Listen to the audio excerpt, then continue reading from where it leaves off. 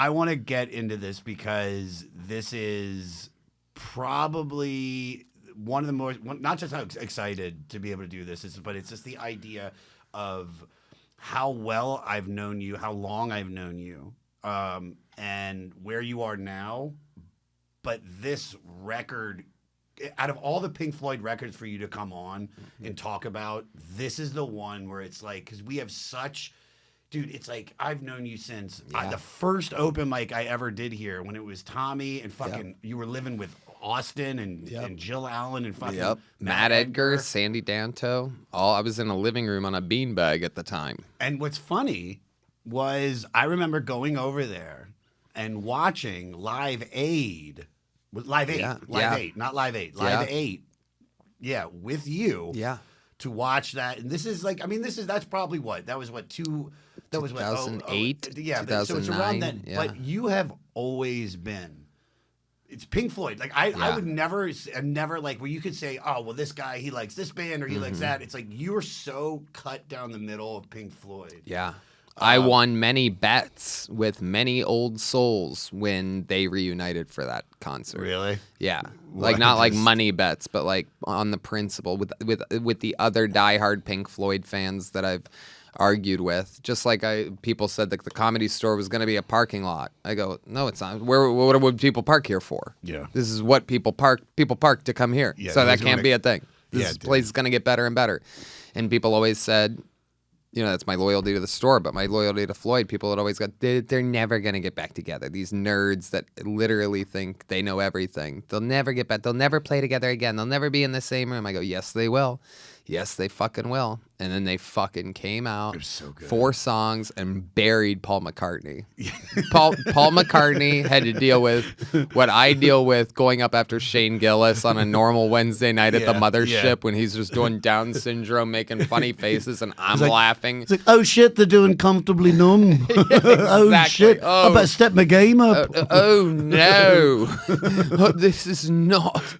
Yeah, they're fucking smashing. David Gilmour sounds like he's 25. Roger Waters fucking playing that fucking bass, tall, lanky fucking energy.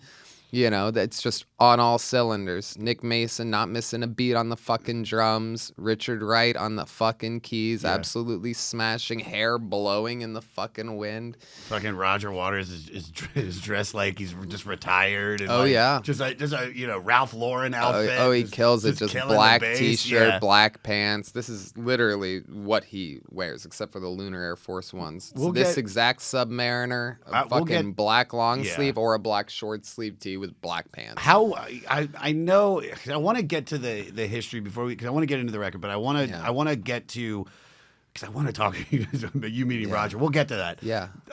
How did you get into Pink Floyd? I'll tell you exactly. It came out of nowhere. So I became a real stoner when I was like, I started smoking weed as a freshman, sophomore, junior in high school. And then the summer between my junior year and my senior year, I really started smoking pot. I got back with my girlfriend that I had when I was a freshman, and she was like this hippie, super cutie pie, fucking super stoner. She looked exactly like Jennifer Aniston from Friends, except she was like a fucking hippie, dippy, cool ass fucking chick. Yeah. And that's when I can't remember exactly how it started, but as soon as it started, it was all the way on. I'm like, this Dark Side of the Moon shit's crazy. Like so many weird sounds. Like it was like, wow, it's just so different. Why is there a heartbeat? Why is there a train sound? What is that clock? What is oh my God, money? There's a fucking cash register throughout it? What the fuck is this? Yeah. And then the rabbit hole just began. I mean, all the way round and round. And it's all that I listen to. And to this day, like I literally popped it on yesterday when I was getting ready. It's so just easy. It's such an easy listen. It's such a... Especially, look, like I don't want to talk about like where we put this record on the, because you said you're not a fan, not a fan. You just don't know about the Syd Barrett shit, right? Oh, I know all about it. I know every single inch of all the stories, everything that's ever happened. I just didn't love the music back then. Yeah. And I get it. A lot of Pink Floyd people are like, "You're an idiot. You're a hack cornball. Like that's the inspiration." And I'm like, yes, I get it.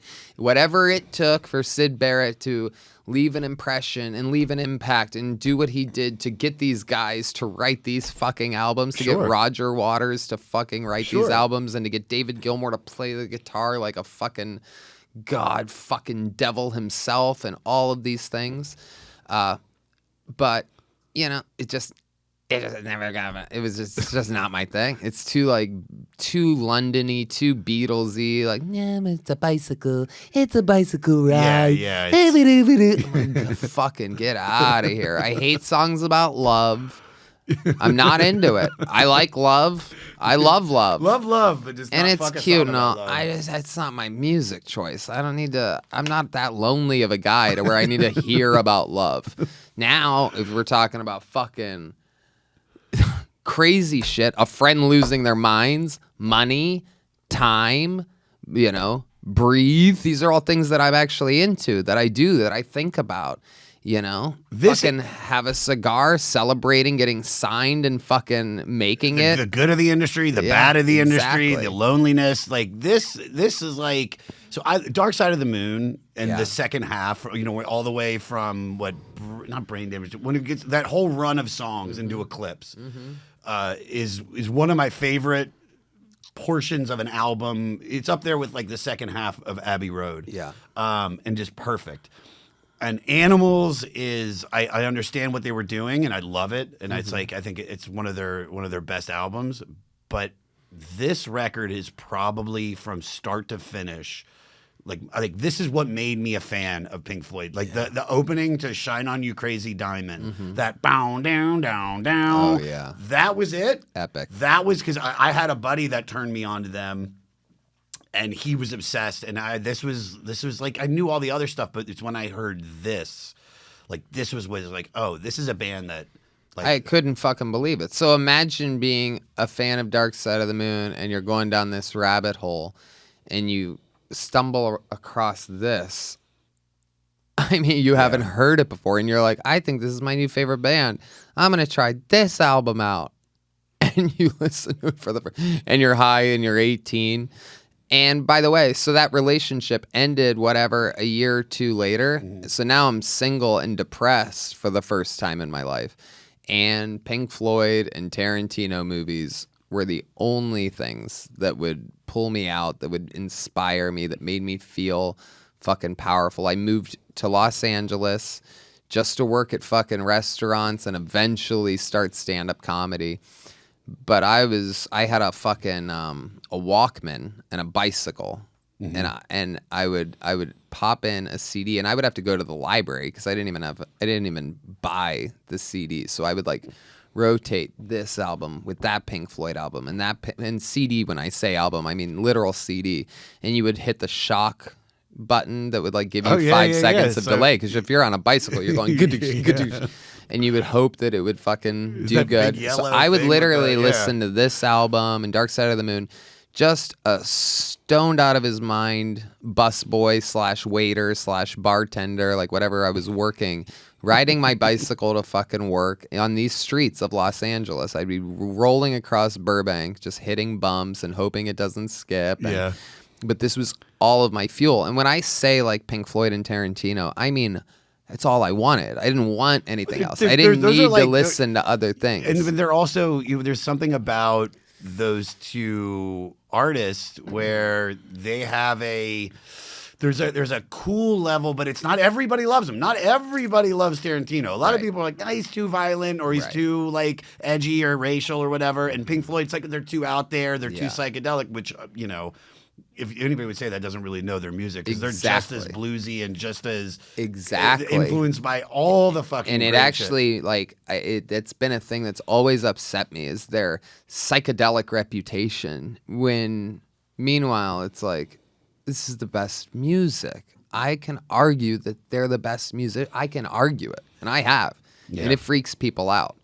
Me and Shane had a fucking unbelievably positive but fucking strong debate about Beatles versus Pink Floyd in the Mothership green room a few weeks ago. It was great fucking talk, and we were learning things that about each other, about both sides. I mean, it was like fucking a gangster debate. Yeah, because we found out that like, yeah, Dark Side of the Moon sold more than any Beatles album, but overall the Beatles have more album sales than Pink Floyd. But the Wish You Were Here, Dark Side of the Moon, and I even think The Wall literally has all of their albums beat, but they have so many albums that they put out that but there's more. Yeah. So like, they're boom, boom. So we're like both landing these things, and I'm like, no way. And I'm looking that up. I'm like, okay, yeah. Dude, Dark Side is still to this day, I think, on the Billboard Top 200 albums. It's like Legend by Bob Marley. It just got off the top 100 a few years ago. Yeah, and there's records that won't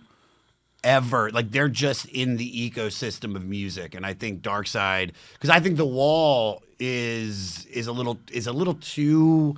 It's a brilliant record. It's just too hard to be like everybody to enjoy it. Yeah, you can't play that with everybody. Yeah, right. Like Dark Side of the Moon though is just it's a vibe, but it's not.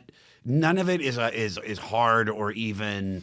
You know, like dude, there's parts of The Wall that get like under my skin that you're like, oh my god, like I'm freaked out. Like, and to be able to leave that kind of impact and not pander to women. Kind of like, I'm not saying the Beatles pander to women. There's going to be so many things in this that people are like, you idiot, the Beatles, you fucking... I can already tell these music people are going to be like, you fucking idiot. You know nothing. Because if you say anything bad about the Beatles, people lose their fucking minds. But people that say anything bad about the Beatles don't know enough about the Beatles. Right, you know, right. And I'm not even saying anything bad. But to me... Sure. To me, in comparison to Pink Floyd, they're a bunch of fucking dildos. I'm kidding. They're puffed as for sure. But look, they're out there, and women are fainting, right? All that stuff. Nobody fainted for Pink Floyd, except for the people that are overdosing on Molly or whatever. But like, to be able to do that, you know, to do it your way, and this goes for fucking anything, right? Anybody who does it their way without being too poppy and like trying to be like, well, we could probably sell more albums if we write a song about falling in love or about you know. And there's none of this. There's none of that anywhere. Wish You Were Here, the song in their entire library, in their entire fucking history, might be the closest thing to a love song that there is. And it's about their fucking buddy that lost his fucking mind. Yeah. It's about a dude. It's about a dude that rubbed acid into his scalp and fucking went in front of bright lights and tripped eternally. It's not a love song at all. No. It's about a dude basically overdosing on a fucking psychedelic drug. So that's a good starting off point. Let's jump into this record because there's so much to really just like to talk about. So yeah. And by the way, I want to make one note. As you were saying, it's like Pink Floyd is still very a male-dominated music. Because if you go to see, we went to see Roger at Madison Square Garden, and like the bathroom line for the man was like around the corner. Yeah. Girls are just going in and out quick. They're pissing, they're taking a shit, whatever they want, doing coke, doing their hair, getting in there. All right, so this I'm looking up the lyrics just in case you're wondering, please, because I want to go because there are some crazy lyrics that start. So the chart-topping 9th studio album by Pink Floyd was also their fastest-selling. It went silver in the UK based on pre-sales alone, and gold in the United States less than a week after it came out. It's since sold over 14 million copies. Roger Waters, the band's bassist, co-lead singer, wrote all the lyrics to this and most of their records. Their previous and first concept album, the widely popular Dark Side of the Moon, dealt with the big themes of life. However, there were some criticisms that some of the big ideas were stronger than the songs about them. So there was more of an effort to make the concepts and music on this album match up better. Those themes revolve around their negative feelings about the music business, we talked about, their alienation within the band from each other, and then their estranged former lead singer and guitarist, Pink Floyd co-founder Syd Barrett. And so the album opens with, after a long musical intro, which I fucking love every morsel of this song. It begins with Shine On You Crazy Diamond. It's a 9-part tribute to Syd Barrett, originally conceived as one long side-length piece before being broken up to bookend the records. even though they were popular to a degree during their time with Syd, it was after they essentially kicked him out for being unstable and undependable after his mental breakdown, exacerbated by his substance abuse 7 years earlier, that they really blew up. It's a fond remembrance of a friend and a bandmate who helped them immeasurably. Who is your Syd Barrett?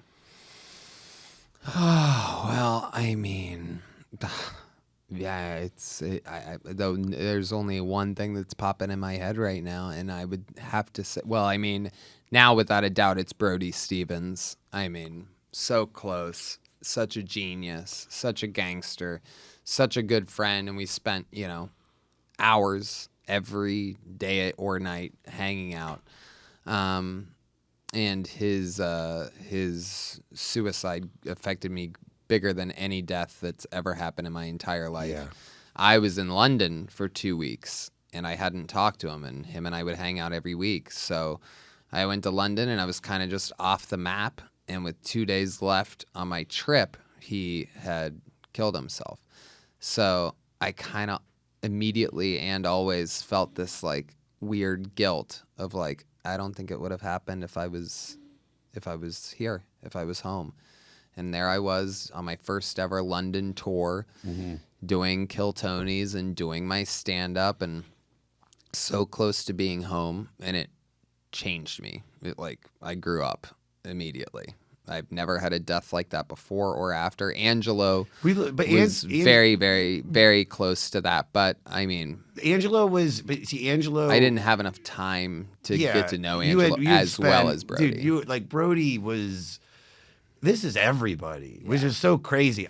Because that last 2 months, me, him, and fucking his buddy would hang out while we were waiting for our spots.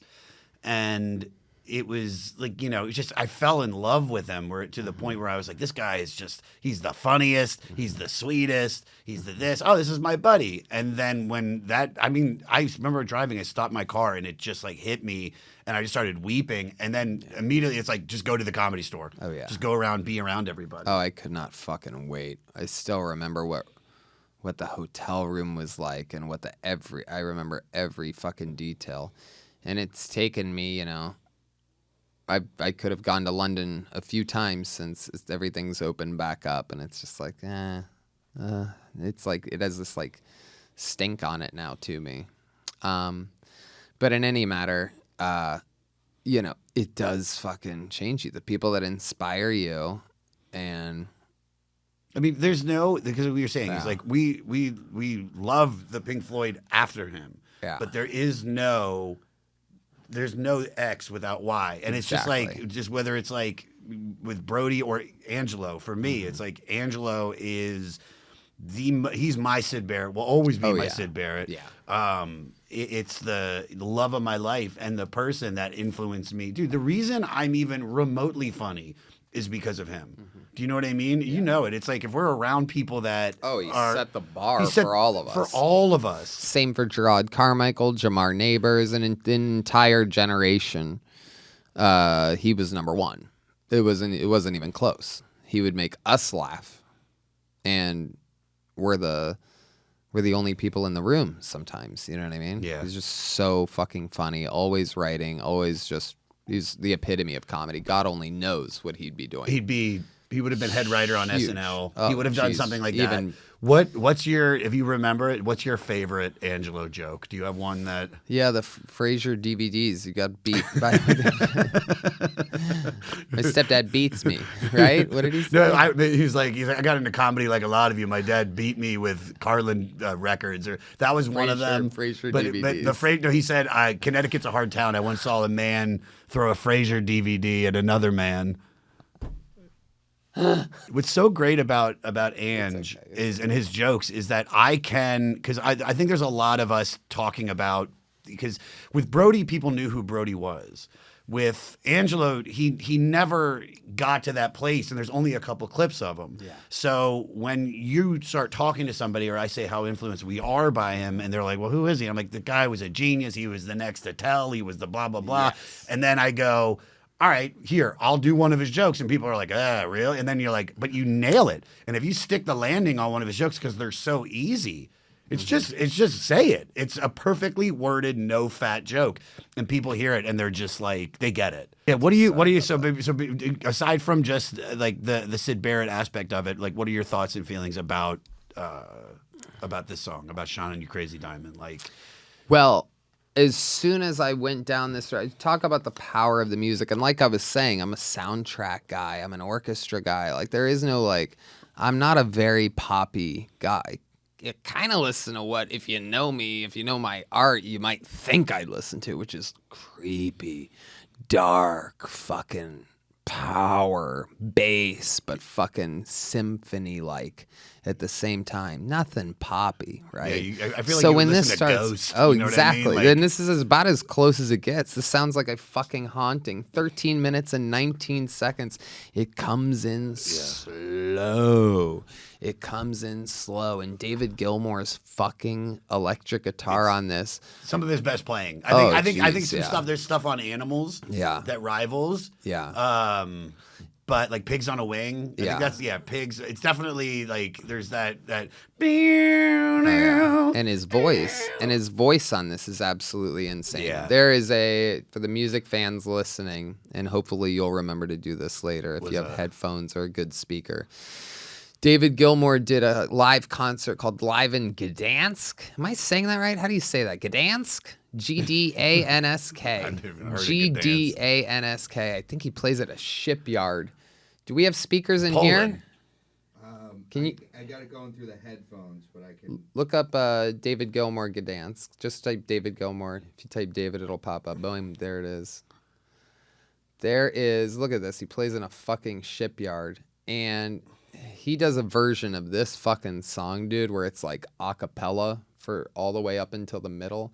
And it is so diabolical. It is one of my favorite songs in the history of planet Earth. David Gilmour, Live in Gdansk, Shine on You Crazy Diamonds. Yeah.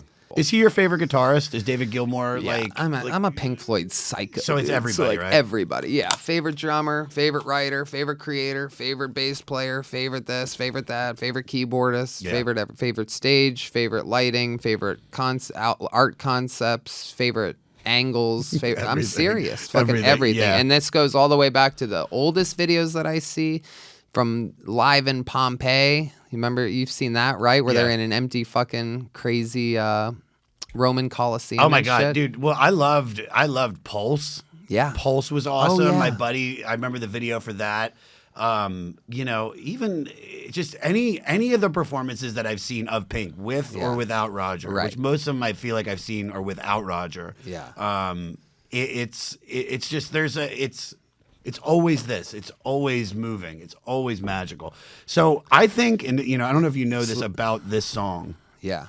And I think one of the reasons why this is such a powerful, powerful performance is that during the recording of this record, a peculiar, bald, overweight guy with shaved eyebrows showed up to the studio. He hung around acting strangely, but nobody did anything because they had each figured he was a friend of one of the other members. About 45 minutes later, the band were shocked at now recognizing Syd, that they welcomed him in and to hear what they've been working on, which allegedly included this song about him. He said it sounded old. Apparently, Roger was so upset at Syd's appearance that he cried. It's like this song is there's so much emotions that go into it. Like regardless if you know what the Crazy Diamond is. Right. So let me just be a cornball here and go over some of these lyrics with you. This is why I wanted the Wi-Fi to look this up so that I didn't miss a beat. So like, sure, I'm a huge fan right out of high school, and then I start stand-up comedy. So now I'm listening to my favorite music from the perspective of a stand-up comedian, right? And I grew up in Youngstown, which was a tough fucking neighborhood. I'll just keep that short. I'll just say it was dangerous and extremely crime-ridden. Sure. So, remember when you were young, you shone like the sun, right? Okay, shine on you, crazy diamond. So, here we go. You were caught in the crossfire of childhood and stardom, right? Blown on the steel breeze. Youngstown was at one point the steel producing capital of the world. Wow. No big deal. Come on, you target for faraway laughter. A target for faraway laughter. Right? Oh, yeah. You reached for the secret too soon. Too soon. Sometimes jokes are too soon. Sure. The segment of a show that I wrote, the first show I ever wrote, first segment that I ever wrote and produced was called Too Soon. Is that the burn? Yeah. Threatened by shadows at night and exposed in the light. We perform in front of lights. Yeah. I don't know. I mean, maybe I'm just a fucking stoner idiot. But again, yes, you're pulling all of these all things. Can be, but yeah, dude, it all doesn't. And if it affects me, it's one of those things where I'm not saying the song is written about me. I'm not saying that my life fulfilled this. But when songs make you feel like that, when you're like, this applies to my life. Who knows how many? And that just means that it could hit other people like that. You know what I mean? It's like how when you. It's like when you watch, like I've heard Tarantino say, and the reason why we go back and forth between Pink Floyd and Tarantino, even though this is a music podcast, is because I relate the two to be like, alike one another. Tarantino is very musical. But he always said that musical. when he likes that when people watch Pulp Fiction, each person that watches it is seeing a different movie. Some of them think it's about the briefcase. Some of them think it's the story of Bruce Willis. Some of them think it's the story of Travolta. Some of them think the movie's about Uma. So, you know what I mean? Like, Sam Jackson. There's like all of these variables.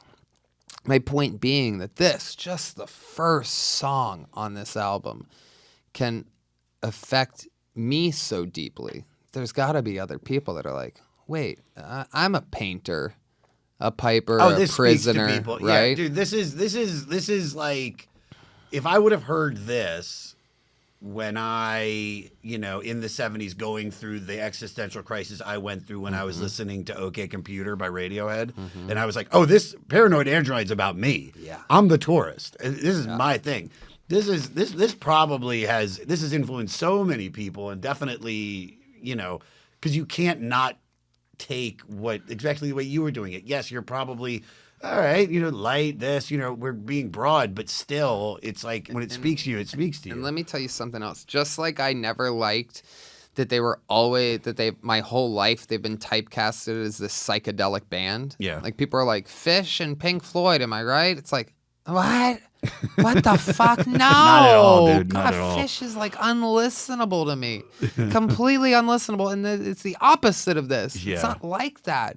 I can listen to this. This is Mozart. Sober eating. This is eating Beethoven. pasta and steak. This is Bach. Exactly. This is it's. I'm not gonna say the Great American Songbook because of course it's not American, but it's just right. This is the Great Songbook. It's the great song. Yeah, this isn't And just like the psychedelic reputation they had has always bothered me, I also have always hated that whether it be their label or the big companies or the radio themselves or maybe it's just people, but I've never liked the hits that were chosen to be their hits. In fact, I've been sitting on this since I got here, and I didn't want to tell you before this because I wanted to look you in the eyes and tell you that the worst song on the album, Wish You Were Here, is the song Wish You Were Here. It's the worst. Oh, you hate that? Oh, I don't hate it. It's so. I don't hate it. It's just the least great song on this album. See, but I think the second coming back from the solo, the how I wish, we're just two. That's one of my favorite moments on the whole record. And and look, I mean, dude, I love. I think the final part of Shining You Crazy Diamond is good. Yeah. It's like. Oh no, that's my shit. Really? Oh no, that's my shit. Well, and by the way, when I first heard this, I remember it. It's so weird how clear I remember it because it was like reverse traumatizing to me. To where I'm like, oh my god, I'm gonna have this forever. This exists. Yeah. I'm gonna get to listen to this for as long as I'm alive. I loved Shine On You Crazy Diamonds so much that I kept listening to the rest of the album. Mine completely blown, but literally I remember being like, I cannot wait to go back and listen to that first track. I cannot wait to go back.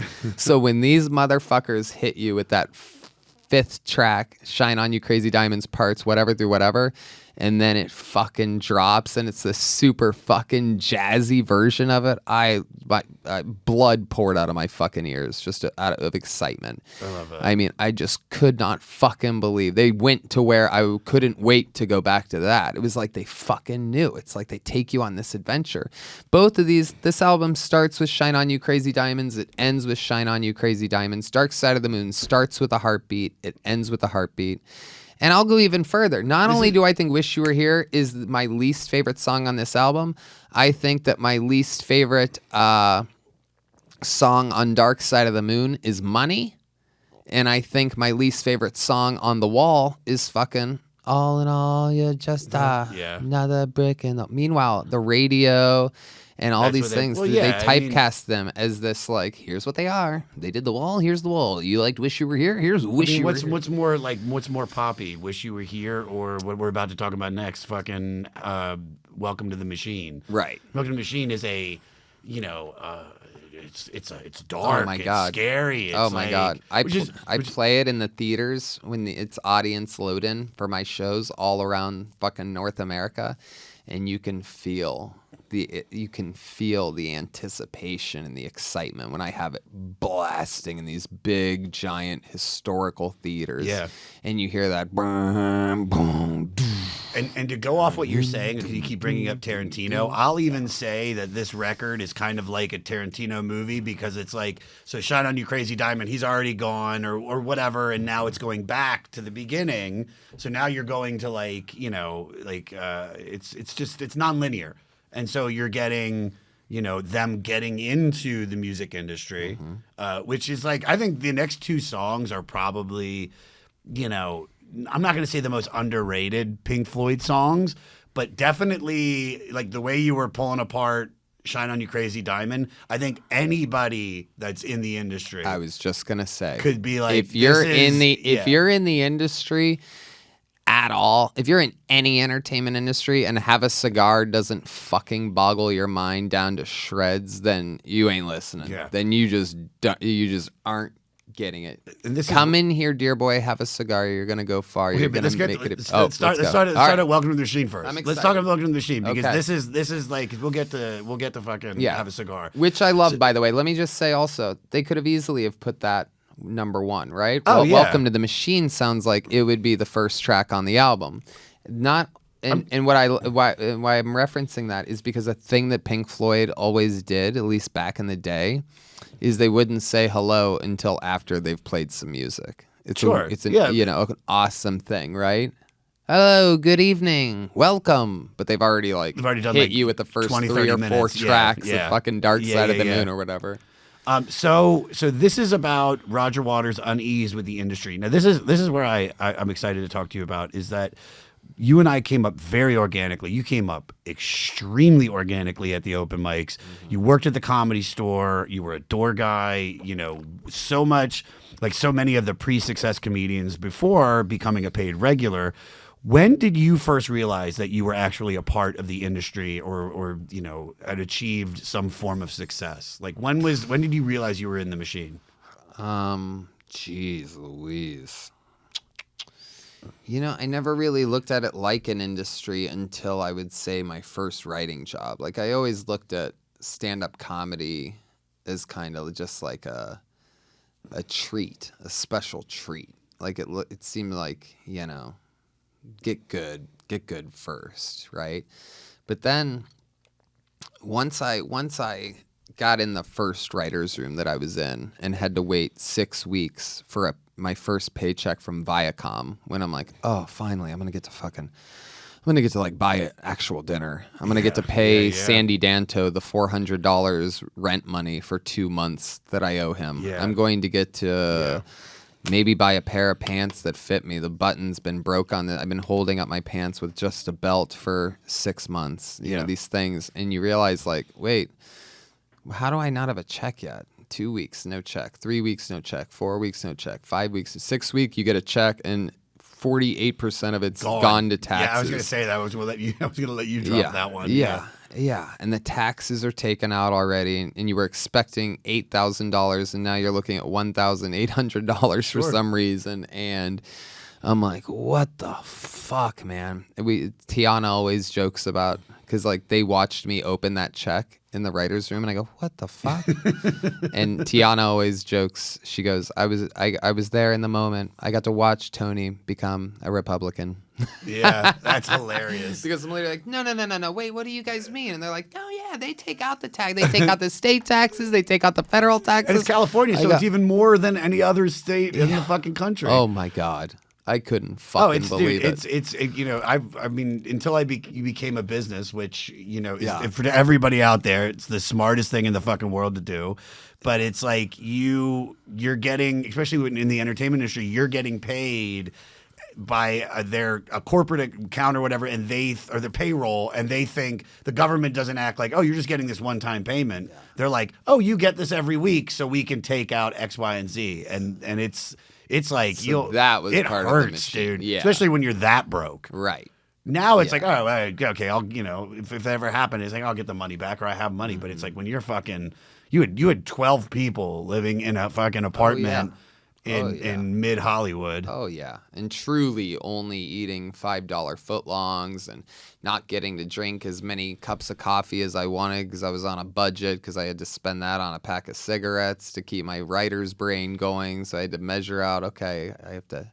Coffee and cigarettes were food was a necessary thing. So a $5 footlong, even though I didn't realize I was eating garbage at the time. Like I was like 23. I'm like, that food's food. Who cares? My brain's gonna be fine.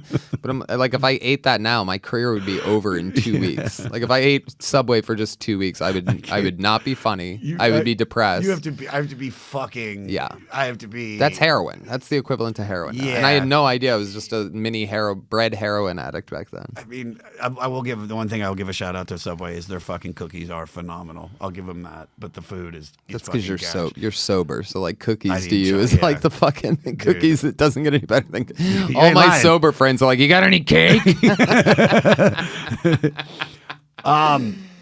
So written as a follow-up to Money off of Dark Side of the Moon, the first single on this record, which is Have a Cigar, is a reaction to the music industry's greed and demands on the band after the explosive success of that album. You know, I think there is something to say about what you've created, Tony, because you have bucked the industry. Mm-hmm. You have bucked the apparatus that is, you know, this is the door and this is the only way you get in. What you created at Kill Tony, I'm not to suck your dick, but dude, it's really fucking impressive. You know, for everybody, if you're living on another planet, you have no idea what it is. But it's for those of you that don't know, you have a bucket where any comedian that's at your show can drop their name in and possibly get randomly picked to have 60 seconds and the opportunity not just to make you and your friends laugh, but to get thoughtful, helpful, really insight from some of the best comics working today. And then on top of that, which is like, I mean, recently has been the guys that you have had on the show are selling out all over the country. Yeah. They're some of the hottest young comics. Cam is like that rock clip. Oh yeah. Changed. Like that's still being shared. And that was months ago, years ago. Yeah. You know, how did you come up with the idea to do Kill Tony? Yeah. Like when... Because I remember when you started hosting, it here. I was hosting the OR all the time on Sundays and Mondays where people do 3-minute sets.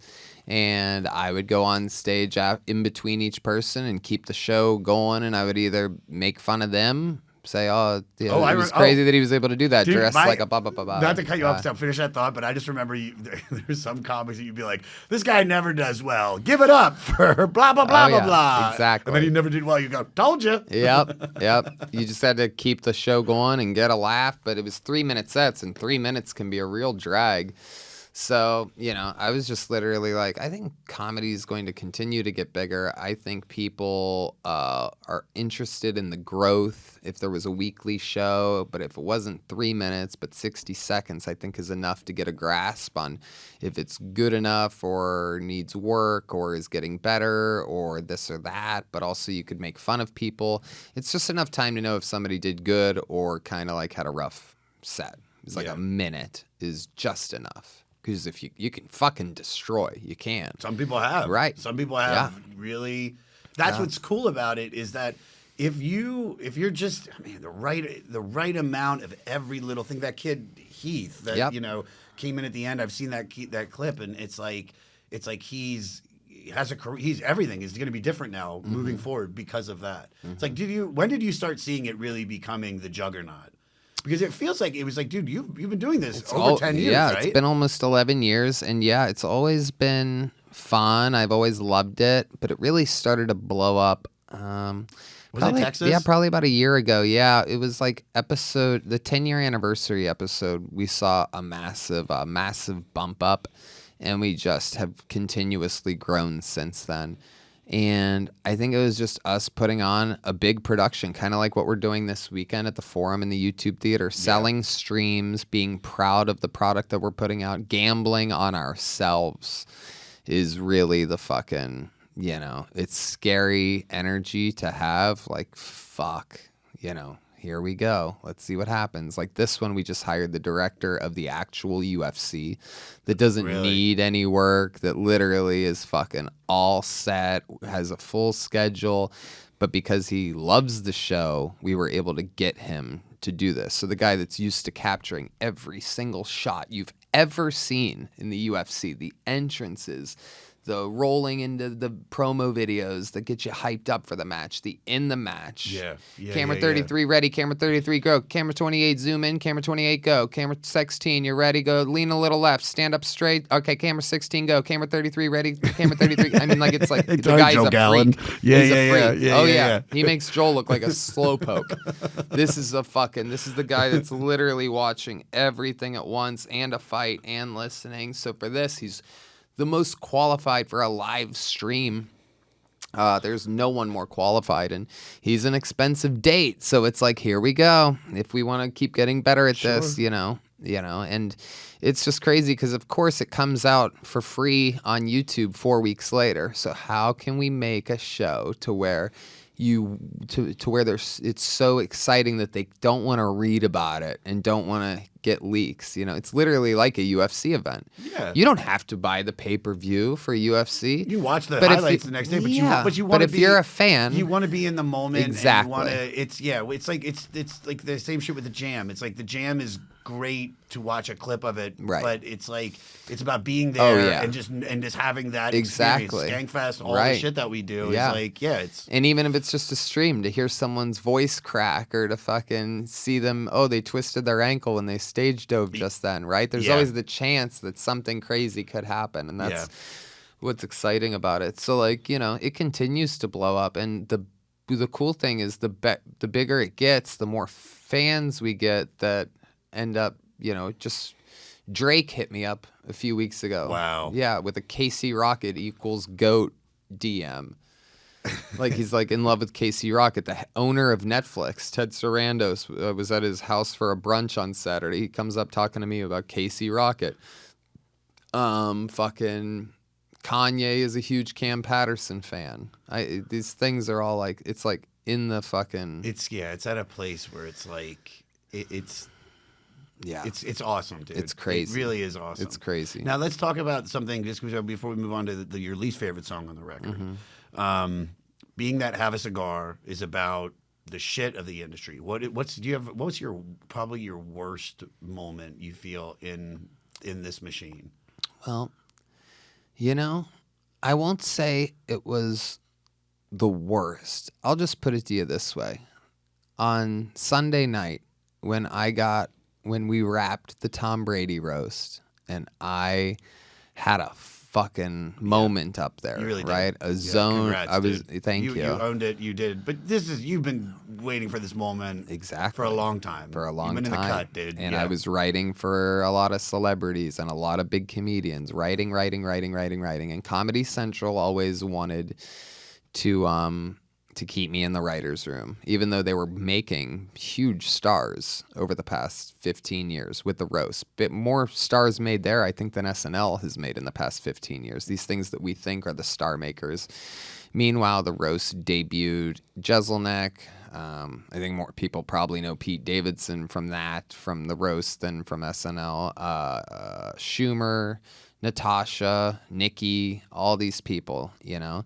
And I was right there, and I'm like, wait, Whitney, and I was thinking to myself, because Whitney and Jeselnik were in the writers' room right before I got there. So my first one was Trump, and they were there. They were on that in the roast before they were in the writers' room. Yeah. So I'm like, okay, I'm part of the machine, right? Sure. Welcome to the machine. I'm in it. So here we go. And I fucking killed it that first one, second one, third one, fourth one, fifth one, sixth one, seventh one. Alec Baldwin, who I had done a private event for thing before, so he knows me. I'm like, here we go.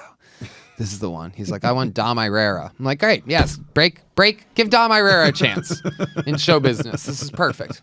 Yes, give him a big break, ladies and gentlemen. 86-year-old Dom Irrera, everybody. Can't open his eyes.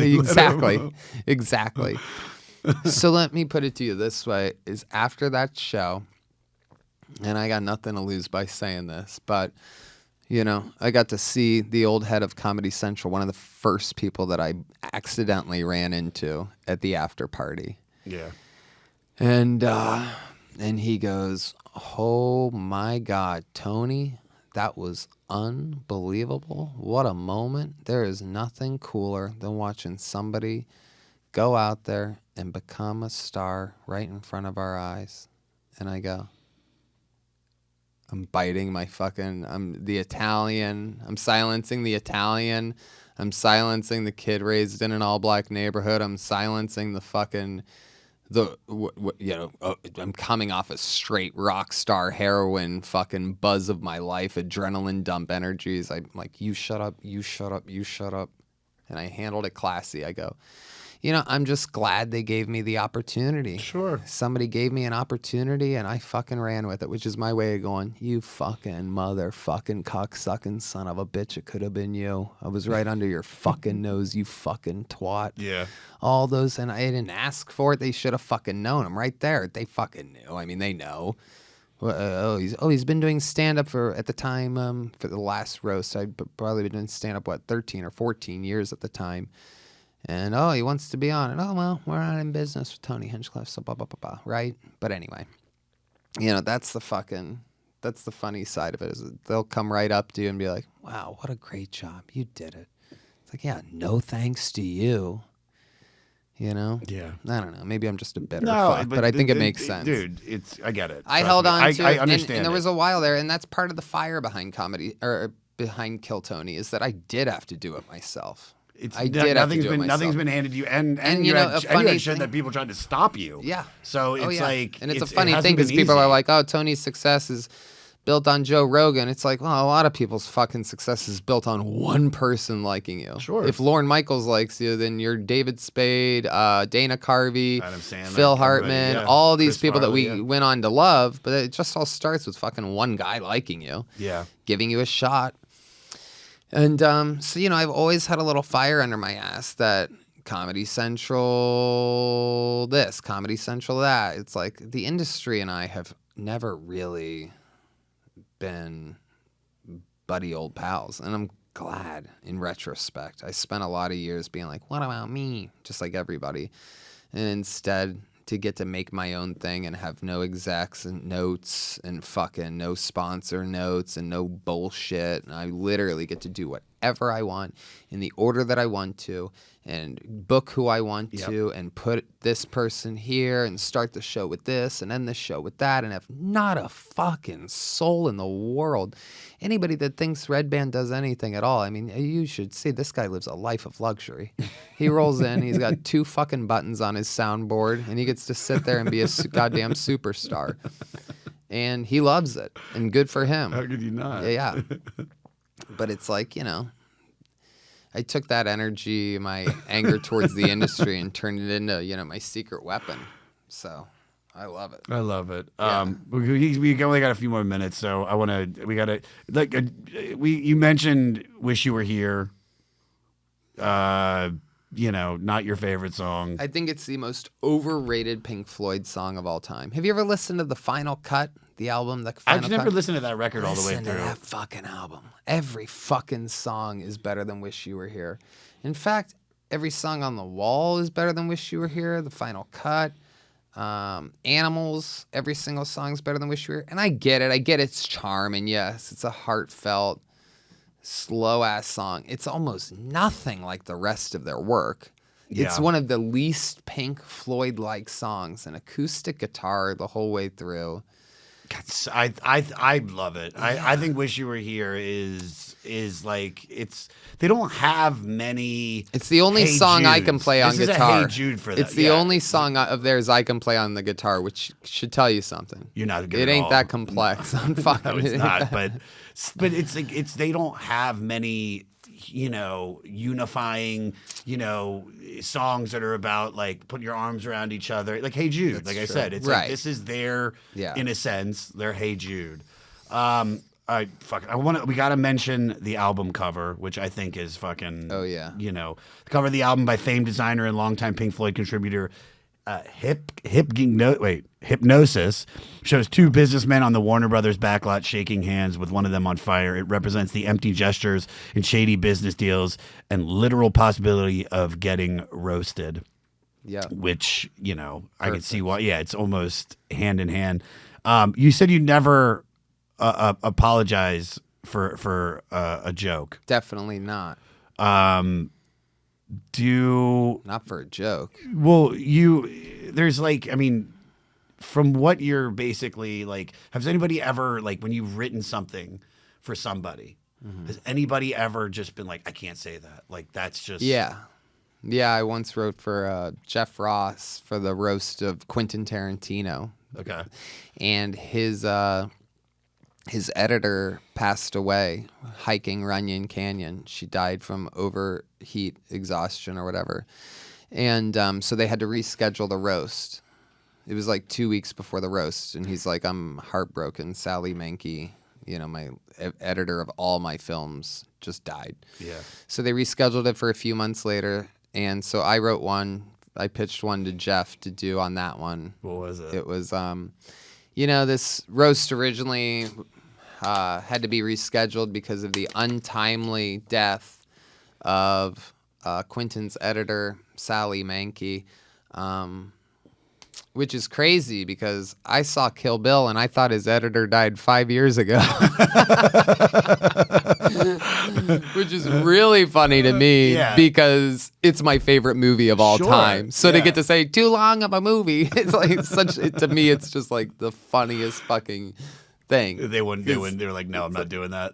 Jeff's like, you're fucking crazy, dude. Sometimes I've been but that's literally the difference between me and Jeff is like on Sunday night, the final thing that I had like on the brim of cutting, like I'm like truly in the moment, like, should I tell Kevin Hart that he's so small that his ancestors called picking cotton deadlifting? I'm like, this sounds like a lot. This is 2024. Netflix is giving me a chance.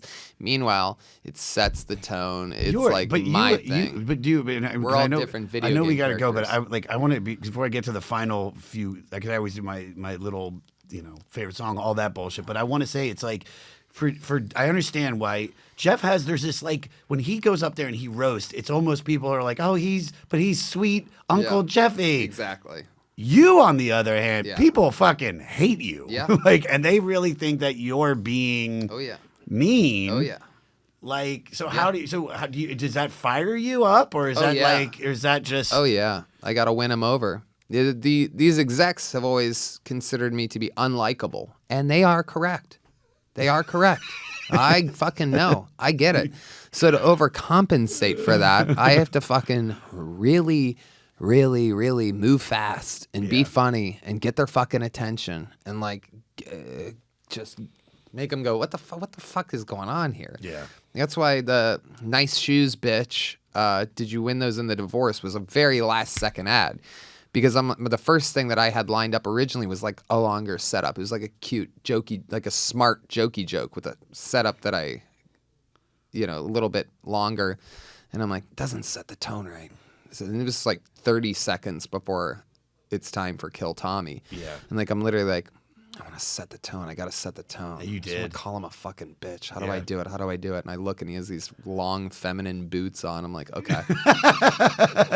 Nice shoes, Timothy bitch. Chalamet's on. Oh yeah, he really did. He did. If you look back, they really are ridiculous. And he was pissed too. Because when I said that, I go, nice shoes, bitch. Did you win those in the divorce? He goes, I'll shove one right up your fucking ass. If you look, you see him say it. And I'm like, what a day we have up here, because like it could have thrown my whole fucking thing off. Nah, I could have literally. You explained like about the walking up to the stage and owning it. Like you owned it. Yeah, it was really impressive, dude. I've known you for years, and I've seen you kill many, many times.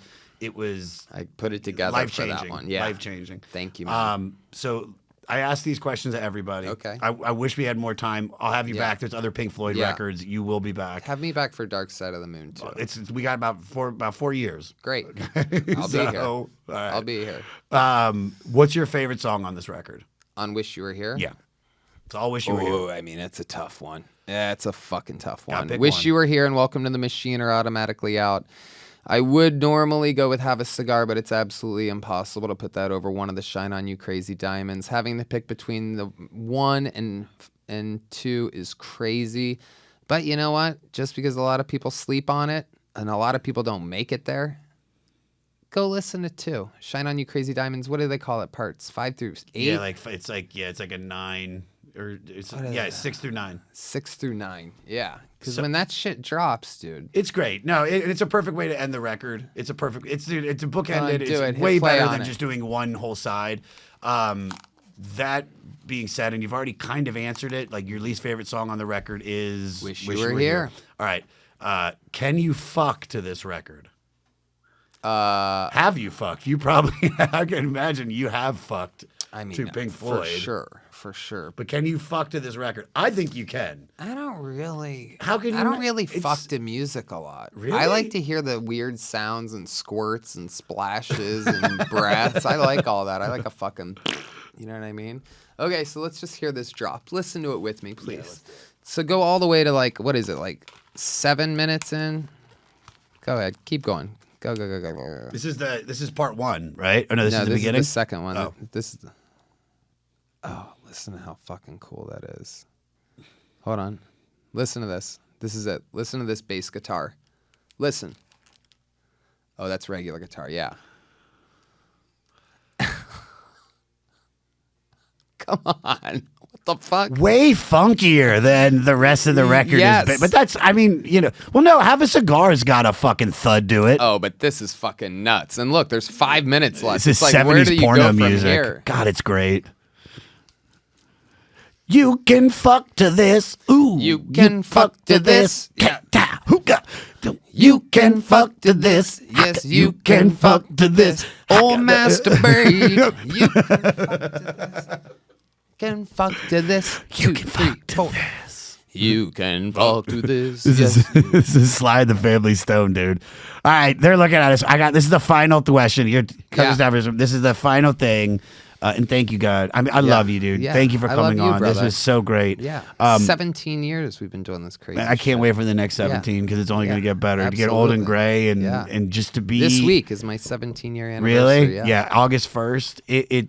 It's never lost on me. We've become better friends as we've gotten older. Yeah. And I'm so proud of everything that you're doing, man. Don't change. Keep doing what the fuck you're doing. And it's going to be. I can't wait to see where you go. Yeah. What would be your elevator pitch to get someone to listen to this record by Pink Floyd? Oh, well, I mean, it's just monumentally brilliant and risky and so far ahead of its time. Absolutely genius. Some of the best lyrics.